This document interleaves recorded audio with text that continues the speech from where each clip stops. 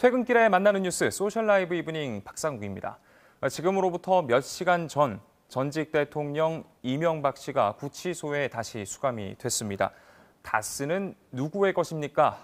이 질문에 대법원이 대신 답을 해준 셈이죠. 그런데 이 다스의 소송 비용을 대신 내주는 등 뇌물 89억 원을 준 삼성. 이 삼성전자는 오늘 창립 51주년을 맞이했습니다. 이건희 회장이 세상을 떠난 후 처음으로 맞이하는 이 창립 기념일입니다. 자, 이렇게 한 시대가 저물고 있구나라는 것을 보여주는 오늘의 장면들인데요. 과연 이 새로운 시대, 이재용 부회장과 삼성 달라질 수 있을까요? 오늘 소셜 라이브 이브닝에서 알아보겠습니다.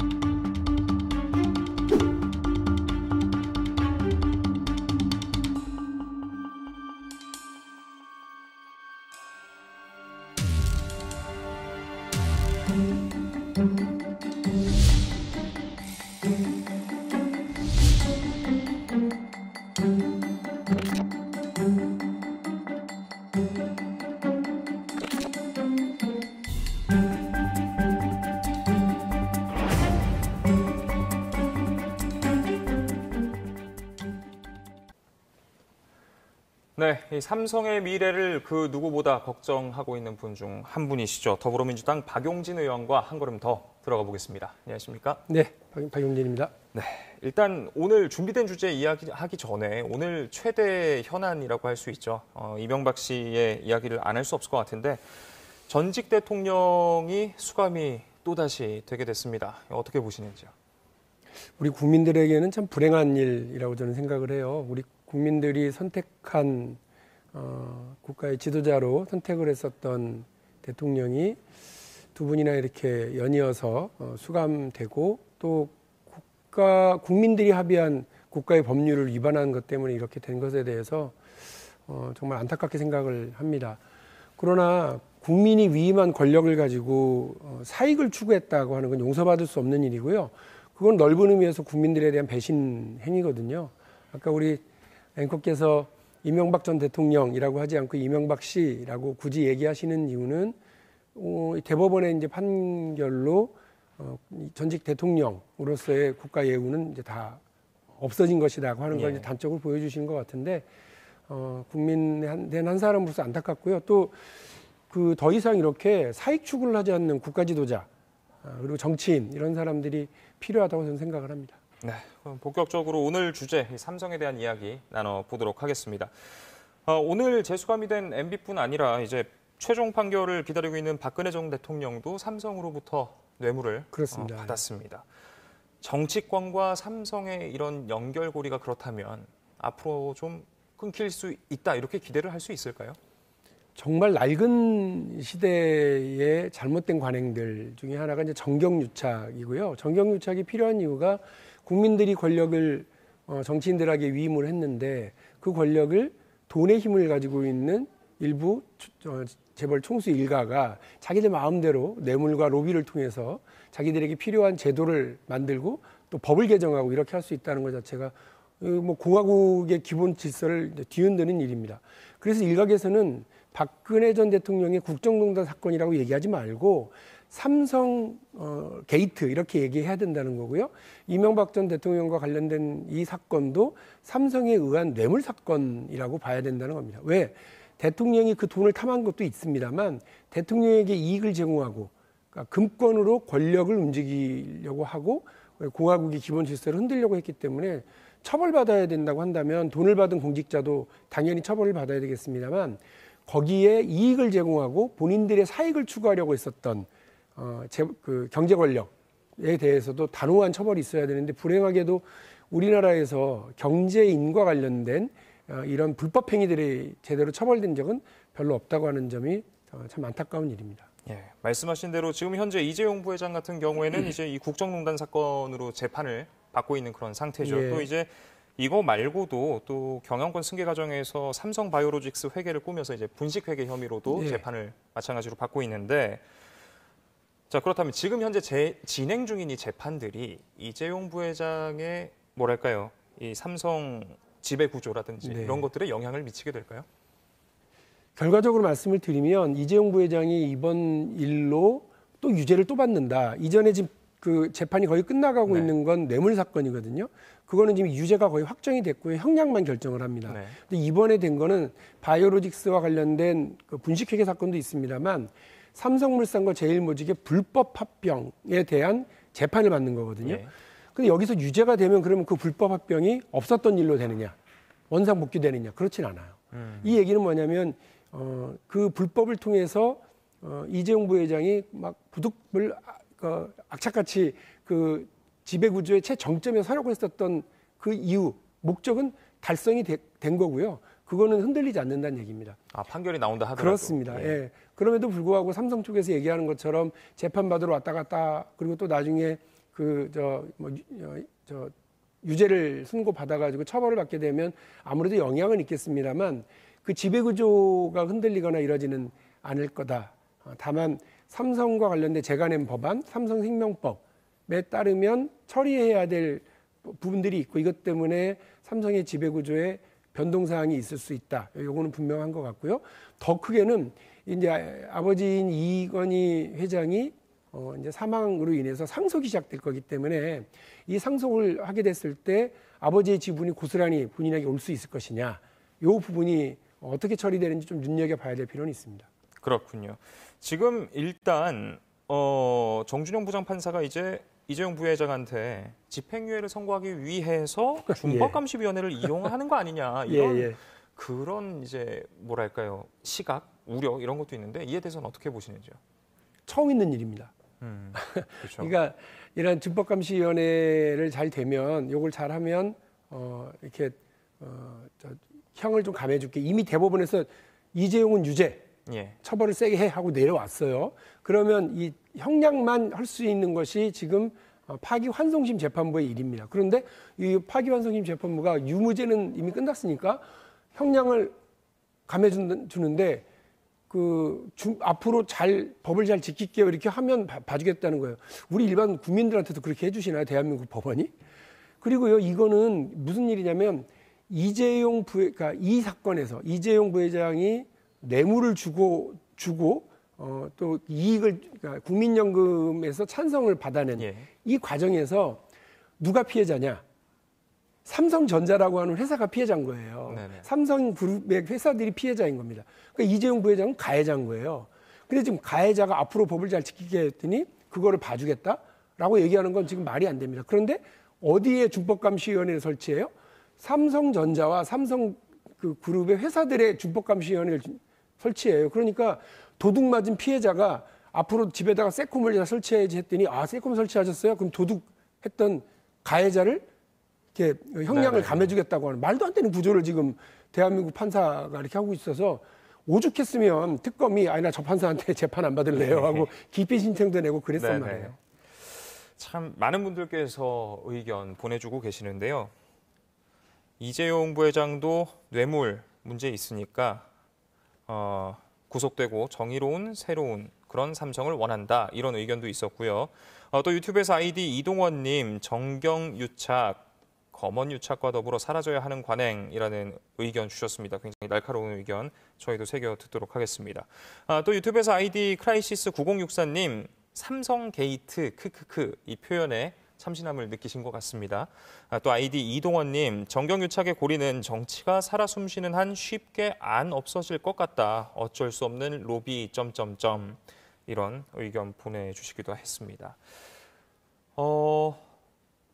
유튜브에서요 아이디 김경모님이 이런 질문 주셨거든요. 이건희 회장의 사후 삼성그룹 후계 구도보다는 조직 개편의 변화가 필요해야 하지 않나요? 의견 궁금합니다. 이런 질문 주셨는데. 어떤 걸 의미하시는지는 잘 모르겠는데요. 이게 좀 웃긴 게 뭐냐면 삼성그룹 이렇게 하지만 삼성그룹이라고 하는 법적 지위는 없어요. 네네. 다만 총수의 동일인 자격을 부여해 가지고요. 이렇게 책임을 지우는 이게 측면이 있고 또 뭐 상장 회사의 지배 구조를 가지고서 이걸 평가하는 경우는 있는데 법적으로요. 그러니까 다시 말씀드리면 각각이 독립된 법인들이에요. 그러니까 삼성물산은 삼성물산, 삼성전자는 삼성전자이지 이 두 개가 무슨 동일 이렇게 돼 있는 건 아닙니다. 그러니까 지금 이거를 과도하게 이재용 부회장이 다 지배력을 행사하려고 그러고 그런 과정에서 법인인 삼성물산이 혹은 삼성전자가 피해를 보거나 그 투자자들이 피해를 보는 이런 경우들이 벌어지고 있는 것은 내게 대단히 이제 전 근대적인 방식이거든요. 그래서 기업은 기업의 이익을 추구하고 그 기업이 이익을 추구해서 투자자들, 우리 주식 투자하시는 분들에게 이익을 돌려주고 또 남는 것으로 우리 국가에 세금을 내고 또 종업원들에게 보다 좋은 복지와 급여를 제공해 준다고 그러면 그게 기업이 박수받는 일이죠. 왜 그 느닷없이 삼성바이오로직스와 삼성물산이 이재용이라고 하는 한 개인의 이익을 지키기 위해서 그 불법 행위를 저지르다가 바이오로직스 공장 바닥에다가 노트북이랑 USB랑 숨겨서, 갖다 묻어놨던 행위 때문에 8명이 형사처벌을 받았고요. 이번에 또 불법 합병 때문에 10명이 지금 기소가 된 거 아니에요. 이분들이 다 동네 가면요. 그 집 아빠 아주 훌륭한 분이고 좋은 데 직장 다니고 좋은 대학 나왔다고 박수 받는 분이라고요. 그런 훌륭한 글로벌 인재들이 왜 이재용 부회장의 개인 이익을 위해서 그렇게 불법 처벌받고 이래야 되는지 제가 답답합니다. 삼성이라고 하는 기업이 정말 우리 국가를 위해서 해야 될 일은 글로벌 기업들, 글로벌 경쟁 기업들, 애플, 페이스북, 구글 이런 데하고 경쟁을 하는데 몰두를 해야지 공장 바닥 뜯어내고 있는 데다가 인재들 갖다 파묻으면 되겠어요? 저는 그래서 제가 진짜로 삼성 지킴이지 그 무슨 삼성 저격수 이렇게 이야기하는 일부 언론 저는 이걸 동의하지 않고요. 말씀하신 것처럼 삼성의 미래에 가장 걱정하는 사람 중에 한 명입니다. 네.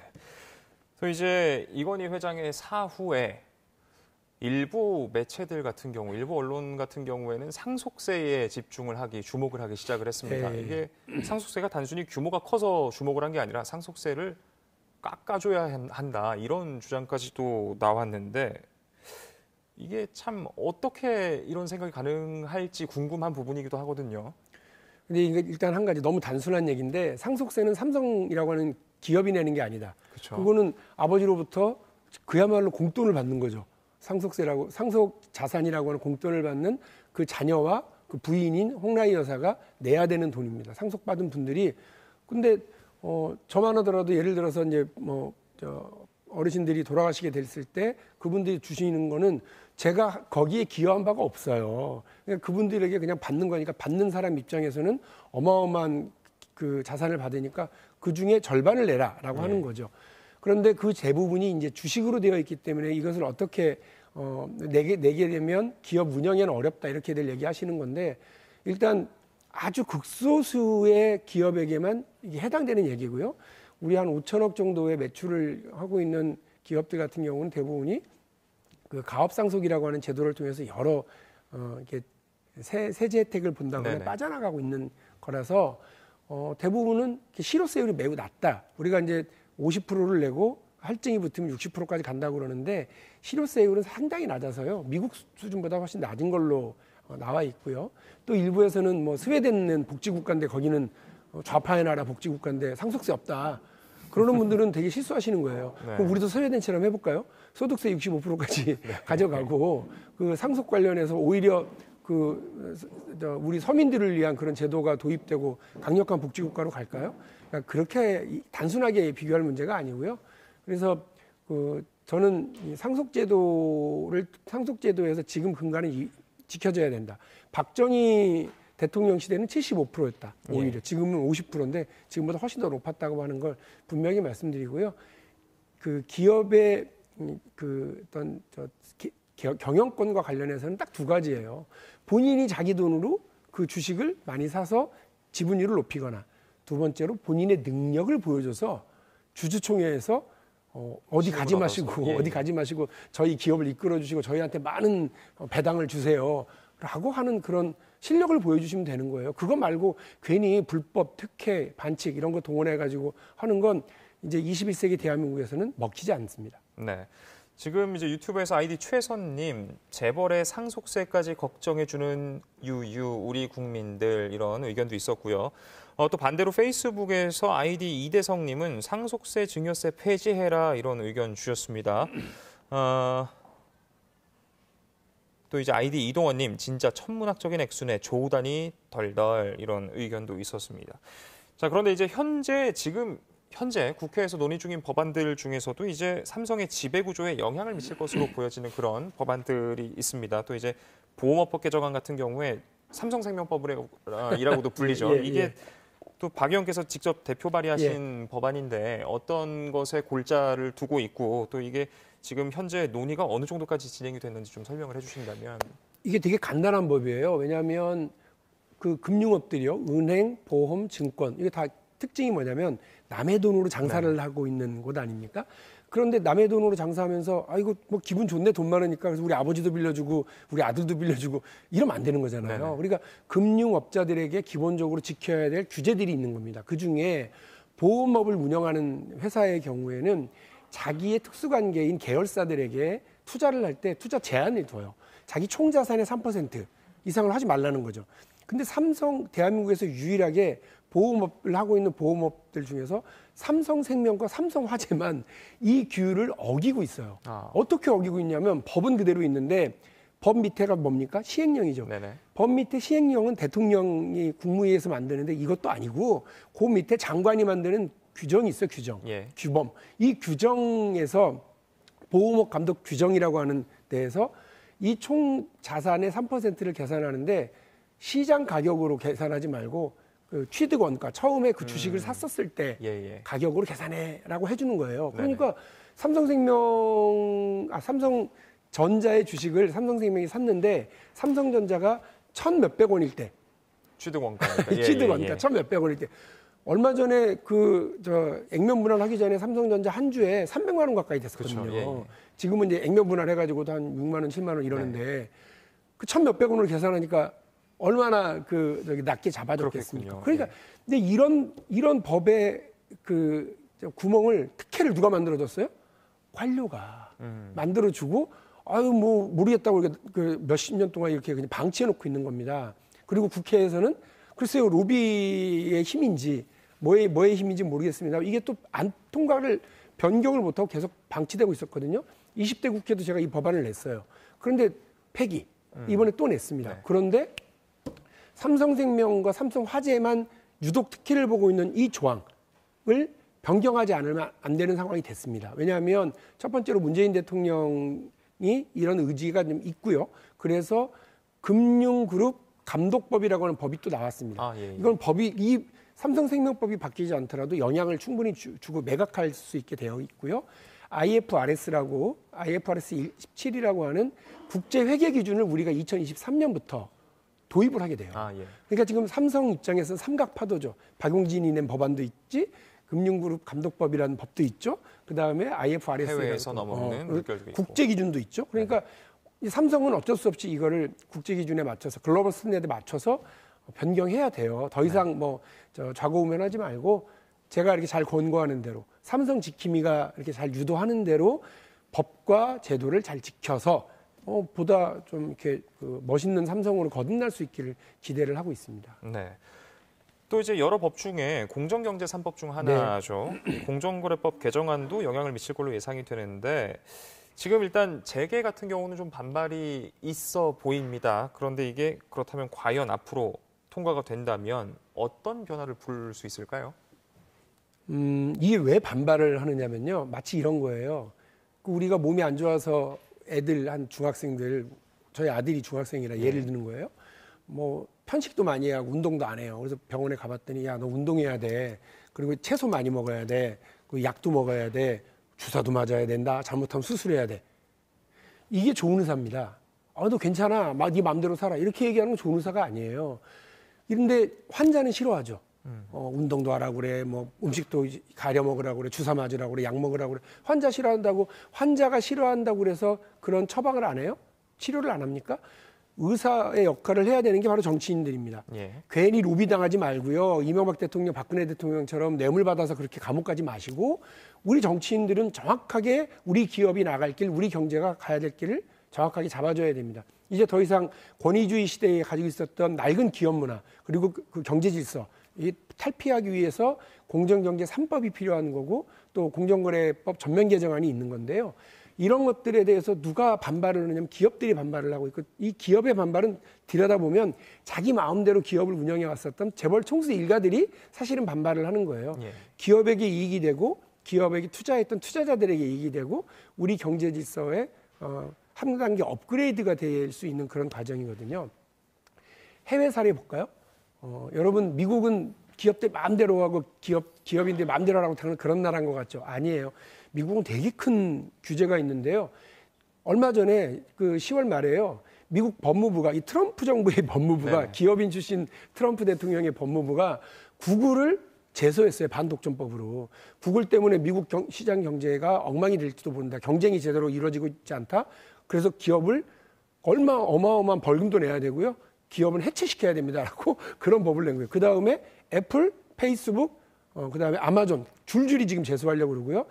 미국이 50개 주가 있는데 48개 주의 검찰총장들이 조사에 이미 들어가 있어요. 그 주는 주대로 또 규제를 하려고 그러고요. 얼마 전에 또 미 하원에서 그 4대 IT 공룡, 방금 말씀드렸던 구글, 애플, 네. 아마존, 페이스북의 CEO들 불러다가 청문회를 열었습니다. 당신들 때문에 미국 경제가 제대로 안 나가는 거 아니야? 미국은 이미 100년 전부터 독점이 경쟁을 망치고 경쟁을 망치면 기업을 망치고 기업을 망치면 경제가 엉망이 된다라고 하는 생각으로요.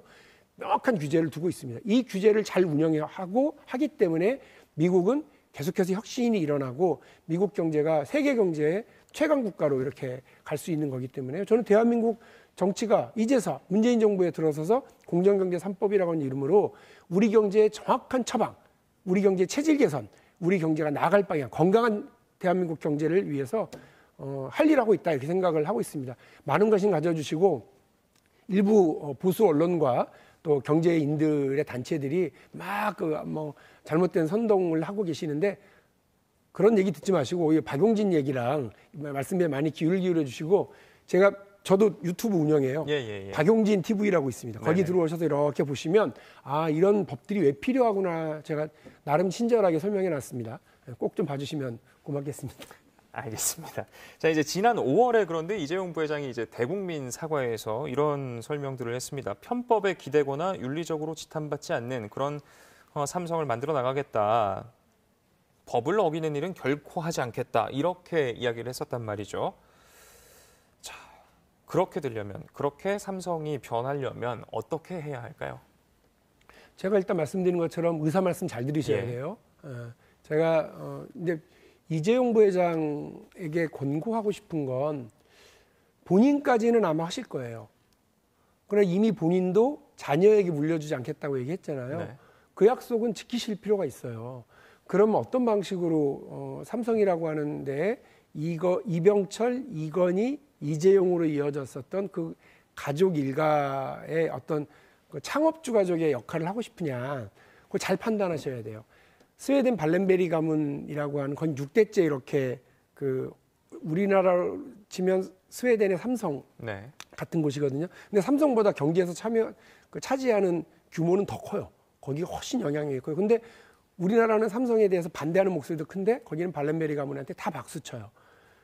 거기를 잘 생각을 해보세요. 거기는 어마어마한 사회 기부를 해요.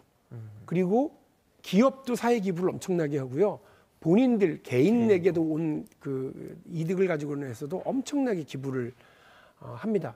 그러면서도 아주 그 실력 있는 사람만이 그 기업을 이끌어가도록 하고 있습니다. 그 예를 잘 좀 보셨으면 좋겠고 또 재단을 만들어서 기업에 대한 일정한 영향력은 두되 경영에는 참여하지 않고 가장 전문가들, 그 시장에 가장 열려있는 똑똑한 사람들을 초청해서 하는 이른바 CEO 체제를 하고 있는 데도 많습니다. 포드 자동차가 그렇거든요. 저는 최근에 구강모 LG 네. 총수와 관련해서 아주 젊은 분이잖아요. 아주 혁신적으로 운영을 하고 있고 세금 다 내겠다. 그분도 천문학적인 돈 내고 있거든요. 근데 구강모 회장은 왜 내도 아무도 뭐 얘기 안 하고 왜 이재용 부회장은 봐주자고 그래요? 그래서 좀 말이 안 된다고 보고요. 네네. 얼마나 기분 나쁘겠어요. LG는 뭐냐 이렇게 네. 기분 나빠하실 거 아니에요. 두 번째로는 정의선 현대자동차 회장 얼마 전에 회장으로 자리를 취임했죠. 옮기셨는데 주목하고 있어요. 이분이 그 부회장으로 경영 일선에 나서면서 뭐라고 일성 현대자동차는 더 이상 자동차 회사가 아니다. 우리는 스마트 모빌리티 회사로 전환하겠다. 네. 스마트 시티를 만들어내겠다라고 하는 정말 과감한 전환들을 전환의 얘기하고요. 메시지를, 예. 기존의 내연 자동차 기관을 쭉 이끌어 나가면서도 여기서 얻어내는 이익을 빨리빨리 전환시켜서 수소, 전기차라고 하는 전장 자동차 회사로 전환해 가면서 방금 말씀드렸던 다양한 스마트 모빌리티 어떤 해나가겠다고 그 전략을 펼친 적을 제가 봤어요. 네네. 이렇게 해야죠. 그래서 저는 정치권이 가장 늦어요. 이미 경제계도 세대 교체가 됐어요. 예. 그리고 문화계도 다 세대 교체가 됐어요. 물론 나훈아 선생님도 열심히 활약을 하고 계십니다만 이미 서태지를 넘어서 BTS 세대까지 갔어요.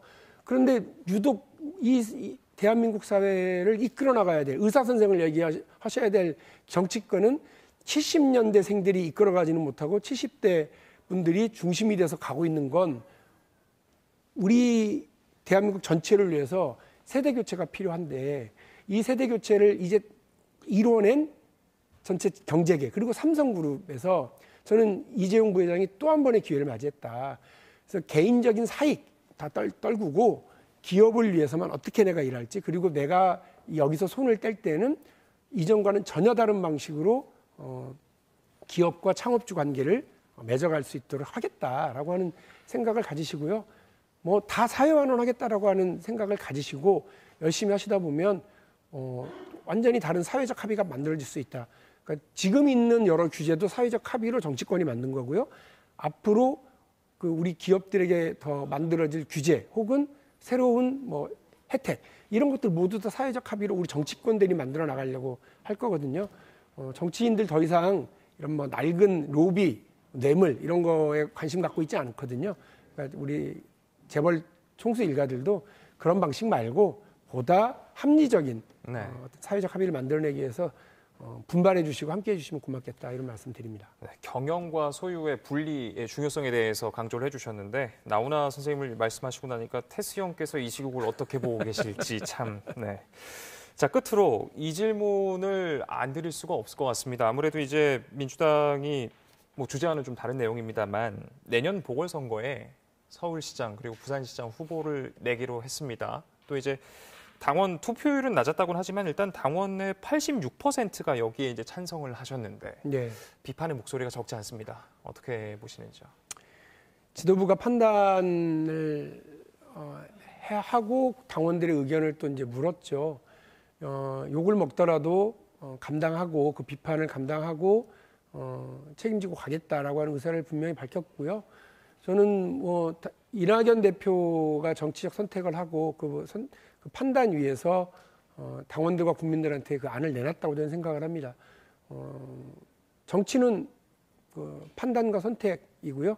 그에 따른 책임을 지는 일이니까 전 이낙연 지도부가 그 모습을 보여줄 거라고 보고 저도 당의 일원으로서 이제 최종적으로 아마 이제 중앙위원회 열어가지고요. 최종적으로 당원 개정안을 통과시키게 될 텐데 결정이 나고 나면 같이 욕 먹고 저도 같이 욕 먹고 또 내년 선거에서 우리 당이 승리할 수 있도록 모든 역할을 다 할 생각입니다. 네, 알겠습니다. 자, 지금까지 삼성지킴이 박용진 의원과 함께 이야기 나눴습니다. 오늘 말씀 고맙습니다. 네, 감사합니다. 네, 소셜라이브 이브닝 마치기 전에 오늘도 제할 일 다한 뉴스룸 간략하게 예고를 해드리겠습니다. 전직 대통령 이명박 씨가 오늘 서울 동부구치소에 재수감됐습니다. 출소 이후 251일 만입니다. 이 씨는 대국민 사과 없이 나는 구속할 수 있지만 진실을 가둘 수는 없을 것이라는 주장만 남겼습니다. 미국 대선이 하루 앞으로 다가온 가운데 트럼프 대통령이 최종 승리가 확정되지 않더라도 선거 당일 밤 승리 선언을 할 것이다라고 측근에게 말했다 하는 현지 보도가 나오면서 파장이 일고 있습니다. 이런 가운데 수도 워싱턴 DC는 만에 하나의 소요 사태에 대비하고 나섰습니다. 등교 수업 확대 이후 수도권을 중심으로 학교 내 집단 감염이 확산하고 있습니다. 특히 서울 예고에선 수능을 앞두고 학생 16명이 확진 판정을 받으면서 수능을 앞둔 상황에서 비상이 걸렸습니다. 자세한 소식은 이어지는 뉴스룸에서 확인하시고요. 소셜라이브 이브닝은 내일도 저녁 7시 20분에 찾아뵙겠습니다. 시청해주신 여러분 고맙습니다.